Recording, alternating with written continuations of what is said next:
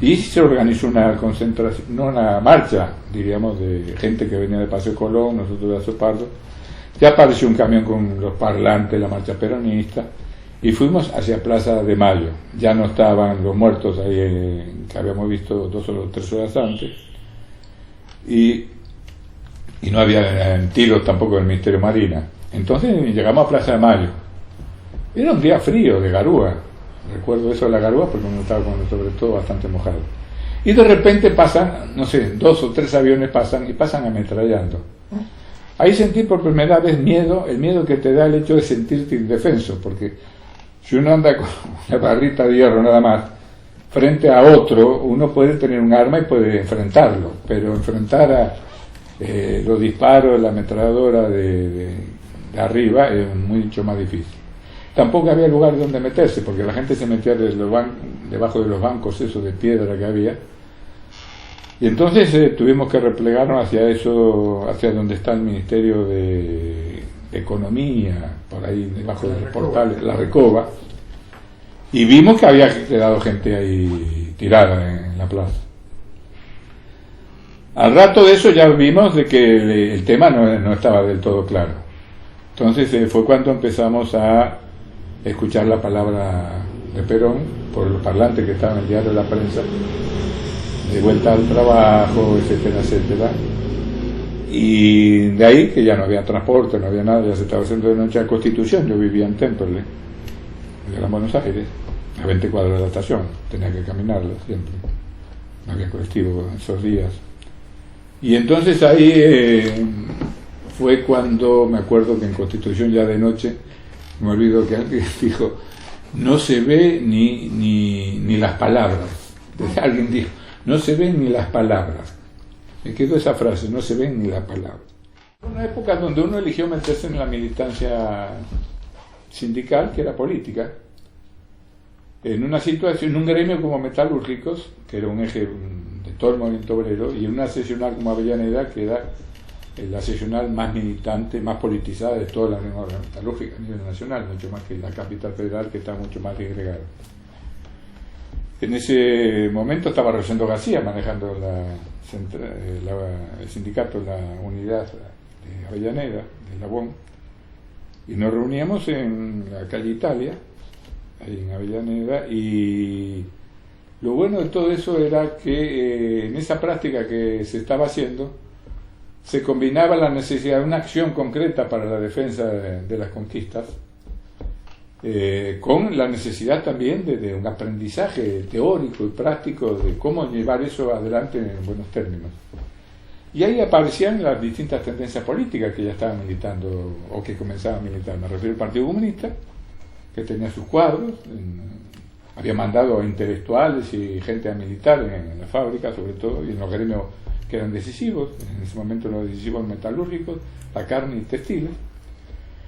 Y después el trotskismo, que tenía las dos corrientes, la posadista de la Cuarta Internacional, por Partido Obrero Revolucionario Trotskista, y lo que era Nahuel Moreno, Bengochea y demás, todo el entrismo del trotskismo, que ya establecía acuerdos con el peronismo hasta cierto punto, por lo menos para alcanzar ciertas posiciones en el poder sindical. Y después aparecían también algunos cuadros que vienen de la democracia cristiana. Tenían el propósito de instalar en el país el Partido Demócrata Cristiano, no tenían nada del movimiento obrero organizado, pero había algunos cuadros que estaban. Y después el peronismo, los grupos que habían, respondían no tanto a doctrinas diferenciadas, sino a veces a grupos que estaban diferenciados de otros grupos, sea por el nivel de afinidad que tenían entre sí, de confianza, de lealtades, pero había varias tendencias en el peronismo, algunas más duras y otras que trataban de seguir las indicaciones que venían de Perón, a veces en las cartas, en las cintas grabadas, etc. Pero me hice ahí de la comisión interna y se empezó una guerra encarnizada que se tradujo en un montón de situaciones. Me acuerdo, por ejemplo, cuando vino la gendarmería a sacar el busto de Evita. Y los de Itela siempre habían tenido una buena relación con el peronismo, los empresarios. y no querían enfrentamientos. Entonces ellos se hicieron de puente para que no fuese la gendarmería que sacase el busto, sino que fuese la comisión interna o los delegados que se llevasen a su casa donde quisiesen el busto, de tal manera que no hubo enfrentamiento, y a la noche, ese mismo día, compañeros de la comisión interna se llevaron, Tirelo Ramallo eran compañeros, que luego aparece en una película que hicimos en La Hora de los Hornos, contando parte de estas cosas, y se guardó el busto en la casa. Y sí, hubo situaciones de despidos y demás que se tradujeron luego finalmente en lo que fue una ocupación fabril, que la tuvimos ocupada la fábrica. Fue la primera ocupación fabril que se hizo en la Grema Metalúrgica. ¿Cuándo se hizo? Esto habrá sido en el 58 más o menos. A mí me echaron en el 59. ¿Estaban al tanto de las huelgas en otros gremios? Sí. Mira, en todos los congresos que había delegado el Laudón en Avellaneda, se estaba al tanto de todo lo que ocurría. Era ya la aparición de la 62, que estaban respondiendo un poco al peronismo en su mayor parte. Luego se fraccionó ahí las 19, que respondían más que nada al Partido Comunista y a sectores de izquierda que no eran del Partido Peronista, del justicialismo. Y estaban las 32 organizaciones democráticas, que era el gorilaje de los gremios de servicios, bancarios, comercios. Los gordos de hoy, diríamos, más o menos eran los que estaban. Los bancarios hicieron en el 56 una pelea muy grande, fueron muchos presos. Puede ser, mira, yo no lo recuerdo. Lo sé por mi padre. Sí, pues sí.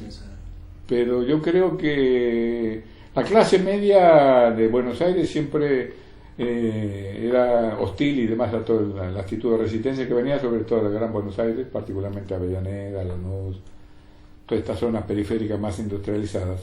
Y cuando había un paro allá y uno venía acá a Buenos Aires, encontraba con que todo el mundo estaba trabajando y demás. Yo sentía la impresión de que estaba en un país, en una ciudad totalmente distinta a lo que estaba ocurriendo en otro lado del mundo, cosa que también es parecido hoy. El porteño no quería saber ni había colaborado mucho con la caída de Perón, ¿no? Con la Libertadora. Celebraron la caída de Perón, quemando libros, hogueras, tirando abajo todo lo que podían encontrar en las unidades básicas, todos los símbolos y más que había del peronismo. Ahí está registrado documentalmente cómo lo festejaban.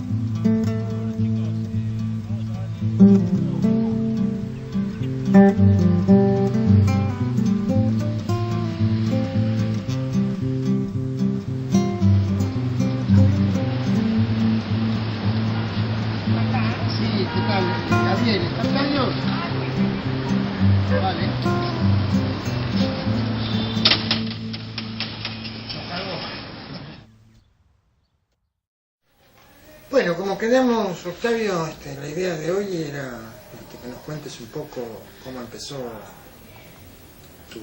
tu participación en el cine y qué tipo de cine hacías, ¿no?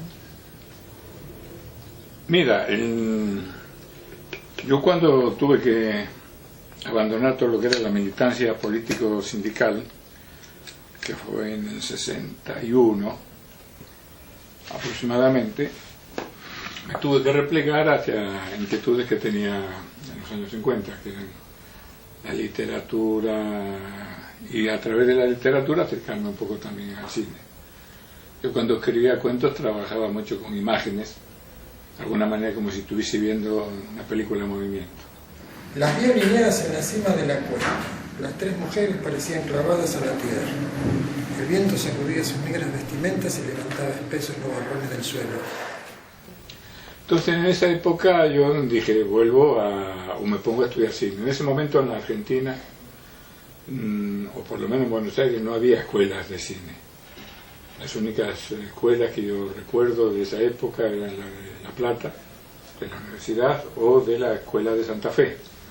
Y en Buenos Aires lo único que había era la Asociación Cine Experimental, que la manejaba, diríamos, ideológicamente un sector del Partido Comunista, que en ese momento manejaba y tenía hegemonía en la cultura, y que formaba parte de esas políticas de cooperativas que hoy en día también están presentes en este sector, y que pretendía formar cineastas para incorporarse al cine industrial y comercial de acuerdo a las pautas que regían en ese momento. Uno entró y tuvo la suerte de ser admitido, porque había como 200 muchachos que querían estudiar cine, y no había más que 20 personas por año.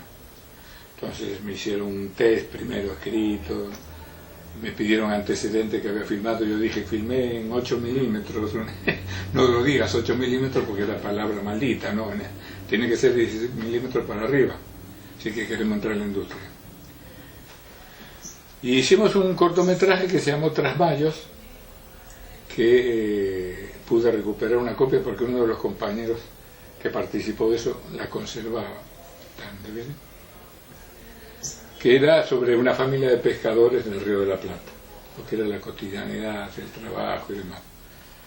Y hubo un concurso, fue en el 64, para premiar al mejor corto hecho por la Asociación Cine Experimental.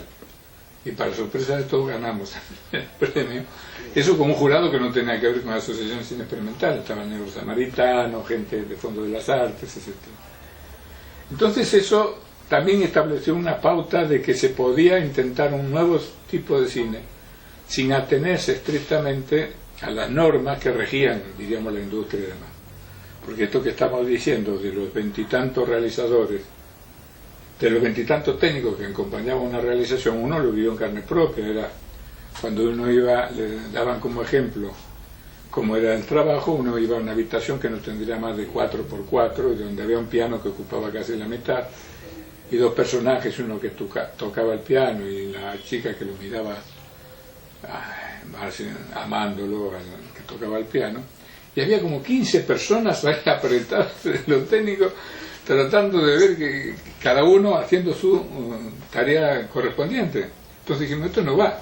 Si queremos hacer un cine nacional en ese sentido, nos remitimos al documentalismo, que ya había alguna experiencia de Santa Fe con Fernando Berra en el 58 o 60. O esto no tiene ningún sentido. Entonces, toda esa cuestión de que el sindicato de la industria determinase junto con la ley de cine y el Instituto de Cine lo que se debía o no hacer y cómo se debía hacer, se terminó en el 73 cuando hubo una revolución en el sindicato de la industria, cayó toda esa burocracia, vino una dirección mucho más dinámica y una concepción distinta del cine. Entonces ahí uno empezó a hacer el primer ejercicio, diríamos, de cinematografía. Y eso me sirvió también para conectarme a Pino Solanas y a un grupo de cineastas, aprovechando la estancia en el país de Valentin Orsini. Valentin Orsini es un realizador italiano que trabajaba con los hermanos Taviani y que había hecho algunas películas conjuntamente, el trío. Divorcio de la Italiana era una de ellas, que a nosotros nos interesó por la ruptura de la narrativa tradicional y la búsqueda de lenguajes nuevos en el cine italiano.